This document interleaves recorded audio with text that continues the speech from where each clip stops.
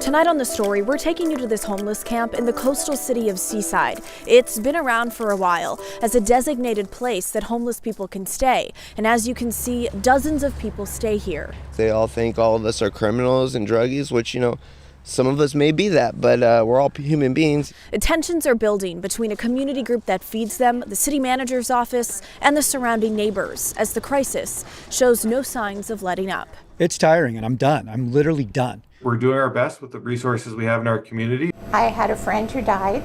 She fed the homeless before she died.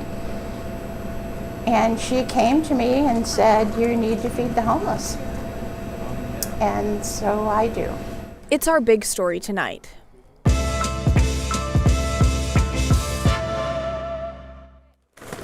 We'll do it. As a mother, My husband and I always wanted more children. He didn't. And now I have them. Lindsay Morrison cares for those in need the one way she knows how.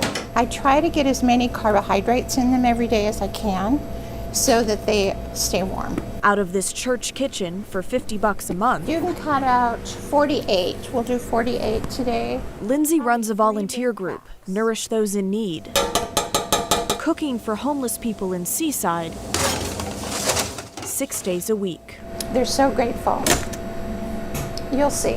Oh, that lady is my friend. She's like an angel. Between the Seaside Recycling Center and Chapman Ponds is the city's only immediate overnight shelter option for people like Jason. Now it's kind of pushed everyone here, and it's really hard to do that because, people fight with each other. So the city of Seaside, they do the very minimum to make it look like they're helping us. There's only so much our tax base is going to be able to do. And so I'm glad there is a place for people to go. City manager Spencer Kyle says those staying there get bathrooms, water, and trash pickup, costing taxpayers tens of thousands of dollars each year. The biggest cost to taxpayers is really more on cleanup efforts. We go in sometimes once a week or sometimes more and do a campsite cleanup. It's a very tough spot, and I don't know what to do for them. Ken Zittenfield's apartment building overlooks the camp. They really haven't caused too much problem. A few doors down, directly behind the tents, First of all, I can't tell you the money I've lost. Doc Shaw has a different story. 32 cameras on the building, and every night it sets them off. I'm 54, 3 kids under 5. Try to get them out of bed to get down here to meet that demand. It's tiring and I'm done. I'm literally done. He runs this auto shop, a Seaside staple, for 15 years. Like I said, I have empathy for them. I understand this. Like I told City Hall, you are not fixing the problem. This is not a fix for this. But when do we say, you can't think for yourself and we need to think for you? We do it for our children. That should feed 48. I get a lot of grief about enabling them. And I worked in 3 drug and alcohol hospitals before moving down here. And so I know about addiction, and I know that it's a disease, and I know that there's generally only one way down. But the least I can do is feed them. Recently, that's become a little harder. The city of Seaside put up no parking signs along the street by the camp. It's a major access route to the public works yard and where Lindsay delivers food. 5 police came about a month ago and said that I would be given a $360 fine if I parked there again. So they ran us out. I think it's BS. It's stupid. We have been receiving a lot of complaints in the neighborhood about parking around the camp. If we couldn't park near them, how are we going to feed them? Lindsay found a way. She uses this red wagon to deliver the meals instead. Dinner!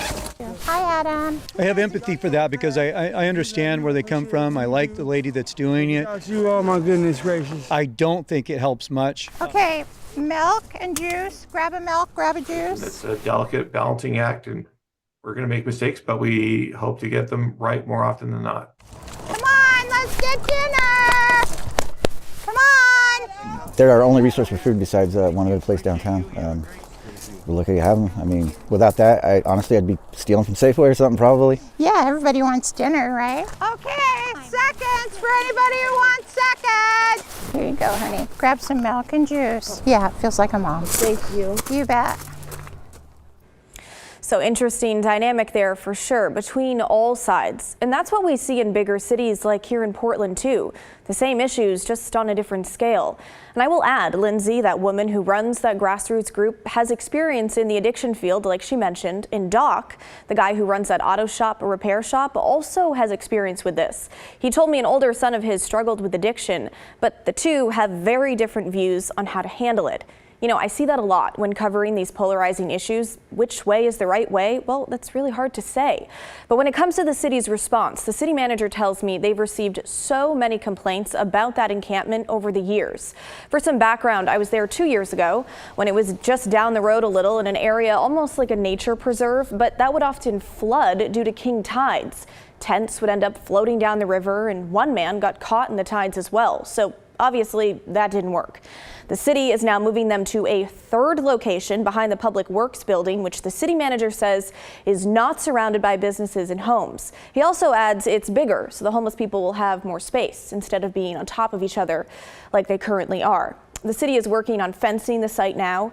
No move-in date is set. All right, so what do you think about all of this? What would you do in this situation? You know we love to hear your thoughts, so email the story at kgw.com or call and leave a voicemail, 503-226-5090.